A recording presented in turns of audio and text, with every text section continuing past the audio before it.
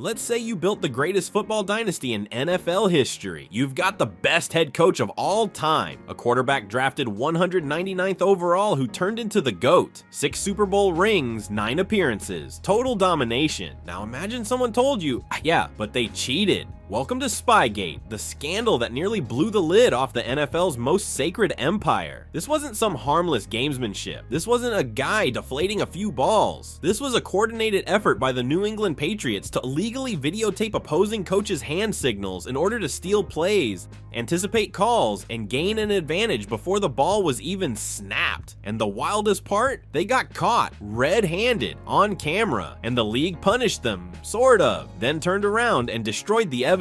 This is a story about cheating, but more than that, it's a story about how much the NFL is willing to protect its product, even if that means burying the truth. Because Spygate wasn't just a scandal, it was a signal that winning is everything, and if you're powerful enough, the rules don't apply to you, so buckle up. This isn't a hit piece, this is a case file of how the Patriots got caught cheating, and how the league helped make it disappear. Let's start with the basics. What exactly was Spygate? In the simplest terms, the Patriots were filming opposing teams' defensive signals from illegal locations so they could decode play calls in real time or during future matchups. Here's how it worked. NFL teams use hand signals and signs to communicate defensive plays from the sideline, especially when they don't want to huddle. These signs are supposed to be protected, meaning you're not allowed to record them for future analysis. You can observe, sure, but film it? That's a violation of league rules. The Patriots, however, were running a little side operation. They'd send team staffers, sometimes interns, sometimes coaches, to opposing sidelines or strategic angles with camcorders, specifically to zoom in on the other team's defensive signals. They weren't just collecting info during the game, they were building a library of signs, calls, and play reactions over the course of multiple seasons. When you know what play is coming, it's not just an edge, it's a cheat code. And in September 2007, that operation got exposed. During a Week 1 game against the New York Jets, the Patriots were caught videotaping the Jets' defensive signals from the sideline. The Jets had suspected it for a while and reported it to the NFL before the game even started. Sure enough, security busted a Patriots staffer mid-filming. The camera was confiscated and the tape, pure gold. Zoom-ins on the Jets' defensive coaches giving hand signals, all organized and time-stamped. It was so blatant that the league immediately launched an investigation. What they found was this wasn't some one-time incident. The Patriots had been doing this for years, and now the NFL had a problem, a really big one. By the time the NFL caught the Patriots with a camcorder in 2007, most of the league wasn't shocked. They were like, finally, because in coaching circles, the Patriots already had a reputation, not just for outsmarting opponents, but for operating in the grayest areas of the rulebook possible, and sometimes just stomping over the line entirely. At the center of it all was Bill Belichick, arguably the greatest coach in NFL history, and definitely the most meticulous. But his genius came with a side of cold-blooded win-at-all costs. And here's the thing, this wasn't the first time the Patriots were accused of shady tactics. Before they got caught, multiple teams had quietly accused the Patriots of stealing signals. Coaches started noticing that New England always seemed to be one step ahead, not in a good scouting way, but in a why do they know our audible calls kind of way. Marshall Faulk, former Rams legend, once said after Super Bowl 36, "They knew all our plays. They knew our checks. They were in our heads before the game even started." Mike Martz, the Rams head coach during that Super Bowl, echoed the same suspicions. He later said he felt violated and believed New England had inside knowledge that went way beyond game film. And here's the kicker. People inside the league suspected the Pats were filming walkthroughs and practices, not just games. Did the Patriots film the Rams' final walkthrough before the Super Bowl? We'll never know, because the NFL never let that question go very far. This wasn't a one-time edge. Belichick was building a system, a data archive of opposing team signals, tendencies, and visual cues, a way to preemptively decode plays, coverages, and pressure looks. With a large enough sample, they could start to predict entire game plans. And what makes it even crazier, the NFL warned teams about this exact thing in 2006. They sent a league-wide memo reminding teams that videotaping signals from the sidelines or opposing benches was a violation of league rules. So the the Patriots knew. They knew it was illegal. They just didn't care. They either thought the NFL wouldn't do anything, or worse, that even if they did, the advantage was worth the risk. Ask around the league and you'll hear the same stories again and again. The Patriots were calling out offensive plays before the snap. They were adjusting defensive looks mid-audible with surgical precision. Teams began switching up their signals only against New England because they didn't trust the integrity of the game. Some called it gamesmanship, others flat out cheating. But the line between prep and manipulation was blurry until the Jets caught them red-handed in 2007. That's when the rumors stopped being rumors and the NFL had to actually do something. But what they did next might have been even more suspicious than the cheating itself. Alright, so the Patriots got caught cheating, caught filming the Jets' defensive signals from the sideline. No denials, no, you got the wrong guy. The camera was confiscated, the tape was real, the rule was clear, so what did the NFL do? Well, they responded, kinda. Commissioner Roger Goodell came out swinging, at least on paper. Bill Belichick was fined $500,000, the largest fine ever given to a head coach. The Patriots organization was fined $250,000, and the team was forced to forfeit a first-round draft pick in the 2008 NFL Draft. Not bad, right? But then came the really weird part. During the investigation, the NFL demanded that the Patriots turn over all video evidence of any illegal filming practices. They did. Multiple tapes, allegedly showing years worth of signals from various teams. They also handed over notes and written reports decoding opponents' signals. And what did the NFL do with that potentially explosive evidence? They destroyed it. Not after a long-term review, not after a public release, not after a full-scale independent investigation. They literally held a closed-door meeting, watched the tapes, and then burned them. Okay, not literally burned them, but according to multiple reports, they were shredded, erased, and wiped clean like the league was trying to cover its own tracks. NFL execs said the tapes didn't show anything that gave the Patriots a significant advantage. But here's the thing, nobody else ever got to see them. Goodell said the destruction was about closing the door on the issue and protecting the integrity of the league. Translation: let's kill this story as fast as possible before it turns into something bigger. But former players, coaches, and media weren't buying it. Some believe the tapes showed a years-long operation that stretched back to the early 2000s, maybe even the Patriots' first Super Bowl win. Others said the NFL wanted to protect its most successful franchise and shield the entire league from a massive credibility crisis. Because here's the uncomfortable question: if the NFL released those tapes and they proved that Super Bowls were won with stolen signals, what happens to the legacy of the sport? Does the Patriots dynasty get an asterisk? Do fans stop trusting the product? Do other teams get exposed for doing the same thing? Goodell didn't want to find out.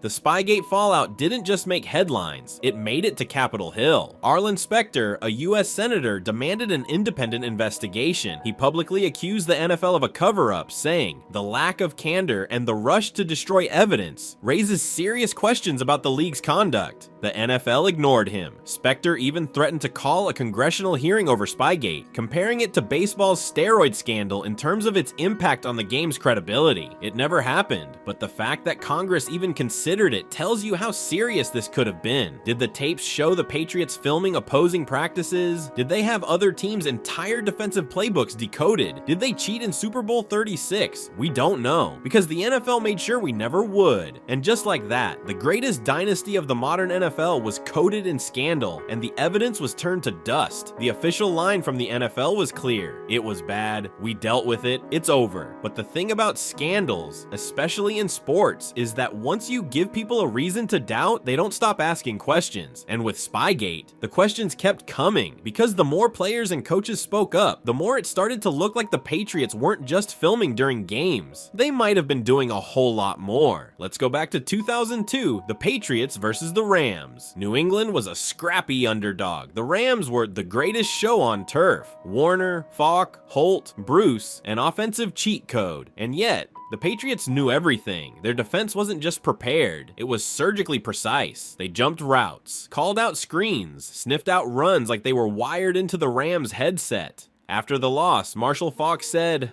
I'll always believe they had our playbook. They were calling out our plays before we ran them. Rams head coach Mike Martz later admitted he believed the Patriots had advanced knowledge. He suspected they had filmed their final walkthrough practice before the game. That's right, filmed the walkthrough. You know, the last practice where teams finalize their game plan, make tweaks, install secret packages. That walkthrough. Years later, a report surfaced that the Patriots may have secretly videotaped that walkthrough. The man at the center of it, Matt Walsh, was a former Patriots staffer who worked in the team's video department from 1997 to 2003. After the scandal broke, Walsh claimed he was ordered to videotape opposing coaches' signals from illegal locations and had done it dozens of times. But the most explosive allegation, Walsh said that someone on the Patriots staff filmed the Rams Super Bowl walkthrough. That would be nuclear level cheating, like take the rings back cheating. The NFL quickly said it investigated Walsh's claims and found no evidence to support them. Walsh was brought in for a closed-door interview with the league, and after that, nothing. No follow-up, no public report, no release of his statements. The story just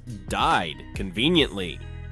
The Rams weren't alone. After Spygate broke, coaches and players across the league started telling their own stories. A former Steelers assistant said the Pats knew their blitz packages before the snap every single time. An anonymous team exec told ESPN they had everything. It was like they were reading our mail. Former Eagles players claim Belichick's crew was mirroring signals and checking for patterns before halftime adjustments. Even LaDainian Tomlinson, a future Hall of Famer, said the Patriots weren't just better, they knew too much. And here's the kicker. These weren't accusations from salty rivals. These were multiple playoff teams, some of whom lost to New England in massive games. They weren't saying the Patriots were good. They were saying the Patriots were cheating. After Spygate, some teams literally started holding walkthroughs indoors with blacked out windows just to be safe. Other teams switched up their hand signals and play call codes every week, but only when playing the Patriots. NFL coaches are already control freaks, but against New England, they turned into conspiracy theorists with headsets. And that tells you everything. Because in the NFL, when coaches think you're cheating, even when you're not supposed to be anymore, that means you've lost the benefit of the doubt. And the Patriots? They just kept winning. Alright, let's address the GOAT in the room. Would the Patriots have won without Spygate? Would Brady still be Brady? Would Belichick still be Belichick? Would we still be talking about 6 rings and 2 decades of domination? Because here's where things get complicated. The Patriots didn't fall off after Spygate. In fact, they got better. Spygate broke in 2007. That same year, the Patriots went on to have the first 16-0 regular season in NFL history. Brady threw 50 touchdowns. Randy Moss caught 23 of them. They blew teams out of stadiums like it was a video game. They lost the Super Bowl? Sure. But it wasn't because they stopped cheating. It was because of a helmet catch and the only time Eli Manning became the Terminator. From that point on, the Patriots still went to 5 more Super Bowls, won 3 of them, made the playoffs nearly every year, and Tom Brady aged like a bottle of avocado-infused wine. So,